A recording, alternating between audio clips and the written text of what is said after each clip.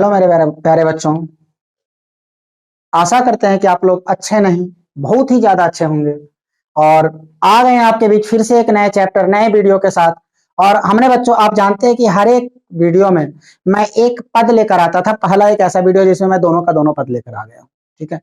और आज जो हम पाठ पढ़ने वाले हैं, जो चैप्टर पढ़ने वाले हैं बच्चों, उस चैप्टर का नाम है छप्पय। देखिए, छप्पय क्या होता है ये जानने से पहले इसके बारे में जो पढ़ रहे हैं ना, किसके कारण पढ़ रहे हैं, यानी कि किन्होंने लाया है ये, उसके बारे में जानता हूं। एक चीज बता दे बच्चों, इसमें से बहुत ही ज्यादा अच्छे अच्छे प्रश्न पूछे जाते हैं, तो इसकी तैयारी बेहतर होनी चाहिए। पहला ऐसा चैप्टर है जिसमें से आपसे पूछेगा कि बताइए छप्पय में किन दो व्यक्तियों का गुणगान किया गया है।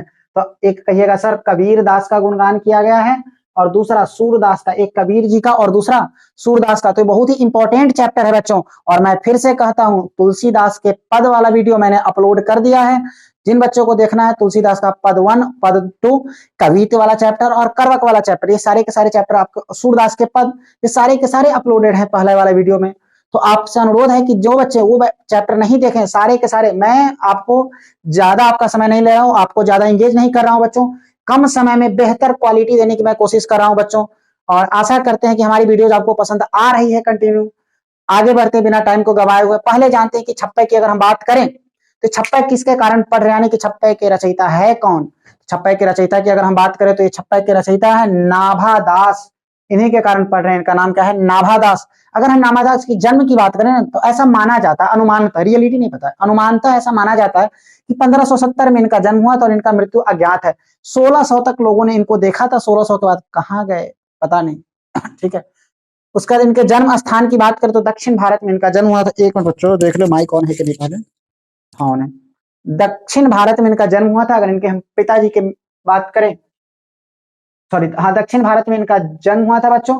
और कुछ समय के बाद शैशवावस्था में, मतलब जब ये युवक थे ना, मतलब शैशवावस्था में इनके पिता की मृत्यु हो गई और अकाल की स्थिति उस टाइम में पड़ गई। पापा की मृत्यु के बाद अकाल का स्थिति है। अकाल की स्थिति के कारण इनको ना अपने माता के साथ जयपुर में प्रवास करना पड़ा। जयपुर राजस्थान में जाकर के रहने लगे। नसीब, किस्मत, देखिए कुछ समय के बाद इनके माता से भी इनका विक्षोभ हो गया। माता से भी क्या हो गए, बिछड़ गए। उसके बाद अगर इनकी अभिरुचि की बात करें ना, इनका अभिरुचि सबसे ज्यादा भगवत भक्ति, लोक भ्रमण, काव्य रचना, इन सब चीजों में ज्यादा, वैष्णव दर्शन, इन सब चीजों में इनका बहुत ही ज्यादा अभिरुचि था। देखो मैं शॉर्टकट में आ रहा हूँ, ठीक है। मैं लेखक परिचय पर अगर वीडियो बनाऊं तो काफी लंबा चौड़ा एक बोर्ड का वही वीडियो जाएगा। मैं पूरी विस्तार से वहां पर बातें करूंगा। अभी बच्चों मैं क्षमा चाहता हूं इसके लिए। मैं अभी, मेरी कोशिश है कि जितने भी कविताएं आपकी हैं, जितने भी पद हैं आपके, उन सभी का ना मैं आपके सामने भावार्थ ना हो, क्योंकि बच्चों को भावार्थ समझने में दिक्कत होती है। एक क्वेश्चन पूछो, सर इस लाइन का मतलब नहीं पता है, तो how how how you can solve it. ठीक है। तो मैं ये कहूंगा बच्चों कि आप पहले इसके अर्थ को समझिए। बहुत ही कठिन भाषाएं हैं इनकी, और इनका भाषा ब्रज भाषा, अवधी भाषा में, हिंदी में नहीं है कि पढ़ के समझ जाएंगे। ठीक है, टाइम लगेगा, लेकिन धीरे धीरे आपको समझ में आएगी सारी की सारी चीजें। अगर हम बात करें इनके दीक्षा गुरु की, तो इनके दीक्षा गुरु का नाम था स्वामी अग्रदास, और इनको लोग अग्र अली के नाम से जानते थे। अग्र अली के नाम से ज्यादा प्रसिद्ध। ये परीक्षा पूछता है कि नाभादास के दीक्षा गुरु का क्या नाम था, तो कहेंगे स्वामी अग्रदास, या अग्र अली भी ऑप्शन में दिया रहेगा और ऑब्जेक्टिव में, तो टिक लगाने में लगा दीजिएगा बच्चों। और इनके अस्थायी निवास की बात करें, तो इनका अस्थायी निवास है वृंदावन। इनकी कृतियां भक्तमाल है, अष्टयाम है, बहुत सारी कृतियां। लेकिन सबसे प्रसिद्ध कृति की बात करें जो कि नहीं, तो ब्लॉकबस्टर मूवी, तो सबसे ब्लॉकबस्टर इनकी कृति जो है ना, रचना जो है ना, उसका नाम है भक्तमाल। और जो चैप्टर आप पढ़ने वाले हैं छप्पय, इसी से लिया गया है, भक्तमाल से ही ये चैप्टर लिया गया है, छप्पय लिया गया। वैसे छप्पय जो वर्ड आता है बड़ी अटपटा टाइप का, छप्पय का मतलब क्या होता है? छप्पय बच्चों 6 पंक्ति का एक गेय पद होता है। कह रहा है 6 पंक्ति का गेय पद, मतलब गाने वाला एक पद होता है, जो कि कितने पंक्ति का होता है? 6 पंक्ति का होता है। तो मतलब कहने का कि जो भी चीजें हम पढ़ने वाले हैं ना, उसमें गाने योग्य पदे होंगे, उसको हम गाएंगे। अभी हम नहीं गाएंगे, मतलब एक बात बताए, गाने योग्य पदे, हमें गाने नहीं आता, इसलिए मतलब सिंगर तो है, लेकिन कोशिश तो कर सकते हैं ना। हम कोशिश करेंगे पूरी की पूरी बच्चों। क्या 1 मिनट बच्चों आप थोड़ा सा समय दीजिएगा। हाँ, तो बच्चों कोशिश तो हमारी होगी कि आपको मैं बेहतर तरीके से इन सभी चीजों को समझाने की कोशिश करूं। हो सकता है कि मेरा लय ना बैठे, इसके लिए मैं आपसे पहले ही क्षमा चाहता हूं, लेकिन अर्थ आपको समझ में आएगा, इसकी मैं गारंटी लेता हूं। और एग्जाम में आप इससे एक भी प्रश्न छोड़ करके नहीं आएगा, इस बात की मैं गारंटी लेता हूं बच्चों। आशा करते हैं हमारी बातों आपको समझ में आ रही। अब आते हैं डायरेक्टली, समय को बर्बाद किए बिना अपने चैप्टर टॉपिक की ओर। कह रहा है हाँ, पहला छप्पे का जो भाग है ना, उस भाग में कबीरदास के ऊपर गुणगान किया गया, कबीरदास के बारे में बताया गया कि कबीरदास कैसे थे, वो क्या करते थे, उनकी जीवन शैलियां कैसी थी, उनका व्यवहार कैसा था, उसके ऊपर बात किया। कह रहा है भक्ति विमुखी जे धर्म सो सब अधर्म करी गए। भक्ति विमुखी से ना, मतलब कि भक्ति से विमुख हो करके, विमुख का मतलब होता है मुंह मोड़ना, विमुख का मतलब होता है मुंह घुमा लेना, मुंह फेरना, मुंह मोड़ना, ठीक है, मुंह मोड़ना या मुंह फेरना। भक्ति से आप अगर जो विमुख हो जाते हैं ना, तो आप कितने भी धर्म के कार्य कर लीजिए, ठीक है, सबके सब अधर्म कहलाएगा। कह रहे हैं योग यज्ञ व्रत दान भजन विनु तुक्ष दिखाए। ठीक है, आपके अंदर में ना धर्म की भावना नहीं है, तो आप कितने भी, सॉरी, आपके अंदर में भक्ति नहीं है ना, वैसे आपको पता होना चाहिए। देखो होता क्या, लोग दान देते हैं, मजबूरी में देते हैं, कुछ लोग श्रद्धा से देते हैं।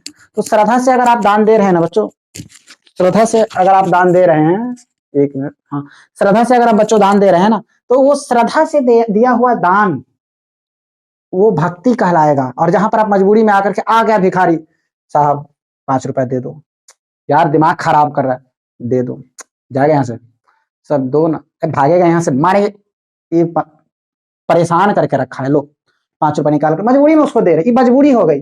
ये जो आप कार्य तो अच्छा करें, धर्म का काम है, 5 रुपए दे दिए उसको, ठीक है, लेकिन मन में तो देने का इच्छा नहीं था, भक्ति नहीं था, श्रद्धा नहीं था ना, समर्पण की भावना तो नहीं थी ना, तो ये सब अधर्म का कार्य है, ये धर्म नहीं कहलाएगा, अधर्म कहलाएगा। वही कह रहा है योग करो, यज्ञ करो, व्रत करो, कितना भी हम फास्टिंग पर फास्टिंग कर रहे हैं, महीना में 4 दिन फास्टिंग कर लिए, वो 4 दिन फास्टिंग कर लिया, बाहर निकल कर 4 को गाली दे दिए, किसी का 10 रुपया उठा लिए, उसके साथ छल कर लिए, बेईमानी कर, ये गलत है, ठीक है, तो ये चीजें कभी नहीं होनी चाहिए। कह रहा है योग यज्ञ व्रत दान भजन बिनु तुक्ष दिखाए, ये सारी की सारी चीजें जो है ना, भक्ति के बिना, भजन के बिना, ये सारी की सारी चीजें क्या है, तुक्ष है। कह रहा है हिंदू तुरक प्रमाण रमैनी, हिंदू का मतलब हाँ हिंदू होता है, तुरक का मतलब मुस्लिम होता है, प्रमाण रमैनी मतलब इन ये ना सबदी सा कि ये हिंदू मुस्लिम के बीच में ना कोई भेदभाव नहीं करते हैं कि आप हिंदू हैं आइए, आप मुस्लिम हैं मत आइए, चाहे आप मुस्लिम हैं आ जाइए, हिंदू है आप बाहर रहिए, ये भेदभाव कभी नहीं इन्होंने किया है। इनको इन सब चीजों की प्रमाणता की कोई आवश्यकता नहीं है, आप मनुष्य हैं आ जाइए, बस इतना इनको चाहिए, ऐसा नहीं जानवर है तो भी आ जाइए, मनुष्य है तो आ जाइए।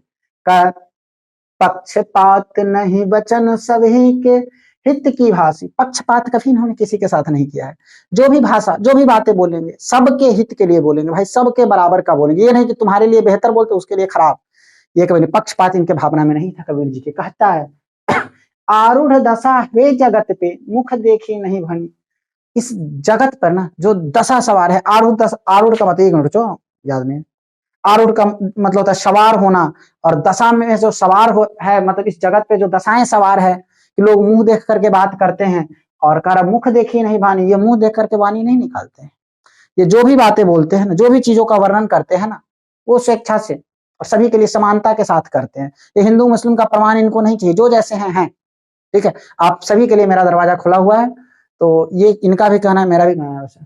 कारण आरूढ़ दशा है जगत पे, जगत की जो ये दशा सवार है ना जगत के ऊपर में, कि लोग एक दूसरे को मुंह देख करके बात बोलते हैं, इसमें ये इनमें ये गुण नहीं था, जब मुंह देखेंगे तुम अच्छा महान है, मतलब आप पैसे वाले हैं तो ठीक है मैं आपकी बात मान रहा हूँ, आप पैसे वाले नहीं है तो आप जाइए भाई कल आइएगा, ये मुंह देख करके बात नहीं करते थे, जो बात बोलते थे फैक्ट बोलते थे। कबीर कानी राखी नहीं वर्ण आश्रम सट दर्शनी, कबीर जी जो थे ना, वो वर्ण आश्रम, 4 आश्रम होते हैं, 4 वर्ण होते हैं, 60 दर्शनी 6 दर्शन होते हैं, इन सब चीजों में ना कोई यकीन भरोसा नहीं रखते थे। वैसे मैं आपको बता दूं, आश्रम की बात करें तो पहले 4 आश्रम होते थे, अभी तो बहुत सारा हो गया, ठीक है, लेकिन मुख्य रूप से 4 आश्रम थे। पहला जो आश्रम है मेरे भाई, वो था ये ब्राह्मण, क्षत्रिय, वैश्य और शूद्र, ठीक है, तो ये आप ब्राह्मण है तो आगे आइए, आप क्षत्रिय है तो उसके बाद आइए, आप वैश्य शूद्र है तो आप घरे जाइए, वो सब चीजें कभी नहीं, ये इस सब तरह की कभी कोई भेदभाव नहीं, कहीं सब वर्ण में ना ही तो ये वर्ण में विश्वास रखते थे, ठीक है, नहीं तो आश्रम में वर्ण भी 4 होते हैं, ठीक है, दर्शन भी 4 होते हैं, ठीक है, तो इन सब चीजों पर ना ये कभी भरोसा नहीं करते थे बच्चों, ये कहते थे सभी के लिए समानता का भाव है, सभी लोग हमारे लिए एक समान एक जैसे हैं, सभी के साथ एक ही जैसा व्यवहार रखते हैं। आशा करते हैं बच्चों की यहाँ तक चीजें आपको क्लियरली समझ में आ गई होगी, और मिलते हैं नहीं, मतलब आ गई होगी। अब अगले पद की बात करते हैं, अगला पद में वही नाभादास जी ने सूरदास जी का बखान किया है, नाभादास जी ने सूरदास जी का बखान किया। सूरदास जी के बखान में कहा गया है, कह रहे हैं क्या, सुनिए। उक्ति चौज अनुप्रास वर्ण अस्थिति अति भारी। इनके मुंह से जो वर्ण निकलती है, जो शब्द निकलती है, जो बातें निकलती हैं, वो इस तरह से प्रकाशित होता है, इस तरह से निकलता है ना कि चमत्कार के रूप में निकलता है। अनुप्रास चौज का मतलब होता है चमत्कार, चमत्कार के रूप में ना इनके मुंह से बातें निकलता है, और वो बातें बहुत ही भारी यानी वजनदार बात होती है। ऐसा नहीं कुछ भी बोल दिए, बहुत ही वजनदार बात ये बोलते हैं, अपने मुंह से बहुत ही वजनदार बात निकालते हैं। और वचन प्रीति निर्वही अर्थ अद्भुत तुकधारी। जो वचन इनके मुंह से निकला उस पर वो निर्वाह भी करते हैं, निर्वहन करते हैं, उसको वचन का तुक रखते हैं, मान रखते हैं। जो बात शुरू में बोलेंगे लास्ट तक उस बात को फॉलो करते रहते हैं। ये इनका गुण था है। प्रतिबिंबित दिव्य दृष्टि हृदय हरि लीला भासी। इनके अंदर में ना एक ऐसा आशीर्वाद इनको भगवान का मिला हुआ है कि जब हरि के लीला का गुणगान करते हैं ना तो आपको आभास करा देंगे कि आपके सामने में ना हरि लीला का एक प्रतिबिंब चिन्हित हो गया। सिनेमा चल रहा है और आप देख रहे हैं कि हरि कैसे कैसे लीला करे। हरि मतलब श्री कृष्ण की बात हो रही है, उनके बचपन की बात हो रही है, हमारे नारायण की बात हो रही है, प्रभु श्री राम के सारे तो हरि के ही रूप हैं, उनकी बातें हो रही है। कर जन्म कर्म गुण रूप सभी रसना प्रकाशी। यानी कि जन्म की बात करें नारायण की, हरि की, जन्म हो, कर्म हो, गुण हो, रूप हो, सबका बखान ही रसना मतलब जिह्वा से ही, प्रकाशी मतलब प्रकाशित कर देते हैं, अपने जीव से ही सारे के सारे बातों का गुणगान कर देते हैं, प्रकाशित कर देते। और कह विमल बुद्धि होता सुखी जो यह गुण श्रवण निधर है। विमल बुद्धि मन को स्वच्छ कर देता है, जो इनकी बातों को सुनता है ना, जो इनकी बातों को शांतिपूर्वक सुन लेता है, एक बार धैर्य के साथ इनकी बातों को सुन लेता है, उसका मन क्या होता है, विमल हो जाता है, स्वच्छ हो जाता है। सूर कवित सुनी कौन कवि जो नहीं सिर चालन करे। कौन ऐसे कवि हैं जो सूरदास जी के कविताओं को सुनने के बाद अपना सिर चालन नहीं करते। जैसे गाना सुनते हैं तो सिर चालन होता है ना, उसी तरह से सूरदास के कविता को सुनने के बाद ऐसे कोई कवि नहीं है जो अपना सिर का चालन नहीं करते। इतना बढ़िया ही गाते हैं कि सिर चालन होना शुरू हो जाता है। ठीक है, आशा करते हैं बच्चों की यहाँ तक आपको सारी की सारी बातें समझ में आई होगी। एक बार मैं संक्षेप शॉर्टकट में इस पर रिवीजन कराता हूँ। छप्पा की बात करें तो जो 6 पंक्तियों का जो गेय पद होता है उसे हम लोग छप्पा कहते हैं। पहले छप्पा के पहले भाग में किस कवि का वर्णन किया गया है, कबीर जी का। दूसरे भाग में किस कवि का वर्णन किया गया है, सूरदास जी का। अगर हम पहले की बात करें तो पहले में कबीर जी के बारे में कहा जा रहा है, भक्ति विमुखी जे धर्म सो सब अधर्म करी गए। भक्ति से मुंह मोड़ करके जो भी आप धर्म का काम करते हैं सारा का सारा क्या है, अधर्म के समान है। योग यज्ञ व्रत भजन बिनु तुक्ष दिखावे। योग यज्ञ व्रत आप जितना भी चीज करिए अगर उसमें भजन भक्ति नहीं है तो सब के सब आपका क्या है, व्यर्थ है। हिंदू तुरक प्रमाण रमैनी सबदी साक्षी। इनके नजर में ना हिंदू मुस्लिम इसकी प्रमाणता की आवश्यकता नहीं, इनके लिए सब समान है। पक्षपात नहीं वचन सभी के हित की भाषी। ये कभी किसी के साथ ना पक्षपात नहीं करते हैं, सबके हित की भाषा बोलते हैं, सबके हित के बारे में बोलते हैं। अगला लाइन कह रहा है, 1 मिनट बच्चों, अगला ने कह रहा है, आरूढ़ दशा हुए जगत पे। इस जगत पर जो दशाएं सवार है ना, जो स्थिति अभी जगत की बनी है, मुख देखी नहीं बानी। इस दशा को देखते हुए भी, ये जगत के व्यक्तियों की स्थितियों को देखते हुए भी किसी के मुंह को देख करके अपनी वाणी नहीं निकालते हैं। जो निकालेंगे सबके हित के लिए निकालेंगे। और कह रहा है, कबीर कानी राखी नहीं। कबीर ना कभी भी इन चीजों में यकीन नहीं रखते हैं। वर्ण आश्रम सठ दर्शनी। किन किन चीजों में, वर्ण आश्रम यानी कि वर्ण होते हैं, कौन किस वर्ण का है। ठीक है, वर्ण सर एक ब्रह्मचर्य होता है, हमें याद नहीं बच्चों, मैं कमेंट में डाल दूंगा, सॉरी हाँ कमेंट बॉक्स में पिन कर दूंगा या डिस्क्रिप्शन में मैं डाल दूंगा कि कौन कौन से वर्ण, कौन कौन से आश्रम और कौन कौन से दर्शन होते हैं। ठीक है, मैं सारे के सारे आज मैं आपके डिस्क्रिप्शन में डाल दूंगा। ठीक है बच्चों, उन चीजों पर वैसे आपको पिक्चर भी में भी कहीं दिख जाए तो सही है। तो यहाँ तक चीजें क्लियर है। तो ये वर्ण होते हैं, षड दर्शनी होते हैं। ठीक है, इन सब चीजों में कोई यकीन वगैरह नहीं रखते, ये कहते हैं कि जाने दो, जो जैसा है। और हमारे लिए ना सारे के सारे लोग क्या है, एक समान है। दूसरा में कहते हैं, सूरदास के बारे में बात हो रही है। सूरदास में कह रहा, उक्ति चौज अनुप्रास वर्ण उपस्थिति अतिभारी। इनके जो मुंह से बातें निकलती है, जो वाणी ये निकालते हैं, वचन निकालते हैं, बहुत प्रकाशित इस तरह से होता है, ऐसे बोली निकलता है कि लगता है कि बोली में क्या है, चमत्कार के रूप में निकला है और बहुत ही भार है, वजन है। वचन प्रीति निर्वही अर्थ अद्भुत तुकधारी, जो तुक वाला बातें मुंह से निकाले ना, उस प्रीति को, उस वचन को शुरू से लेकर अंतिम तक निर्वहन करते हैं, निर्वाह करते हैं। प्रतिबिंबित दीवी दृष्टि, हृदय हरि लीला भासी।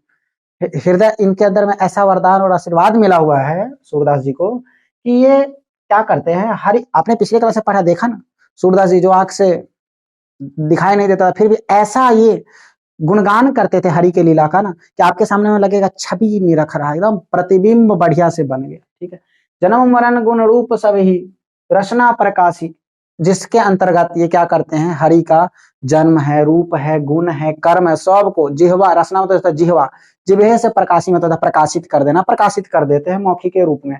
विमल बुद्धि हो तासुकी, जो यह गुण श्रवणनी करे, जो विमल हो करके शांति पूर्वक धैर्य के साथ इनकी कविताओं को, इनकी पदों को, इनके गुणों को जो श्रवण करता है यानी सुनता है, ठीक है, कानों से सुनता है, वह कह रहा है कि सुर कवि तो सुनी, हाँ वो कह रहा है कि विमल बुद्धि का हो जाता है, निर्मल हो जाता है, स्वच्छ उसका मन हो जाता है। सुर कवि तो सुनी कौन कवि, जो नहीं सिर चारण करे। ऐसे कौन से कवि हैं जो सूरदास जी की कविता को सुनने के बाद अपना सिर नहीं डुलाते हैं, सूर्य चारण नहीं करते हैं। आशा करते हैं बच्चों की हमारी बातें आपको यहाँ तक समझ में आई होगी। अगले वीडियो में अगले चैप्टर के साथ मिलेंगे, और अब तक के लिए इतना ही, मिलते हैं अगले वीडियो में। और बच्चों एक चीज जरूर कहेंगे, लाइक सब्सक्राइब शेयर करना ही है, और प्लस में कमेंट तो सबसे पहले करो, क्योंकि हमें भी तो पता चले क्या क्या कमियां और इसमें रह चुकी है, जिसकी भरपाई मैं अगले वीडियो में करूंगा। बच्चों नहीं कमेंट करोगे तो नहीं कर पाएंगे। मिलते हैं बच्चों, धन्यवाद।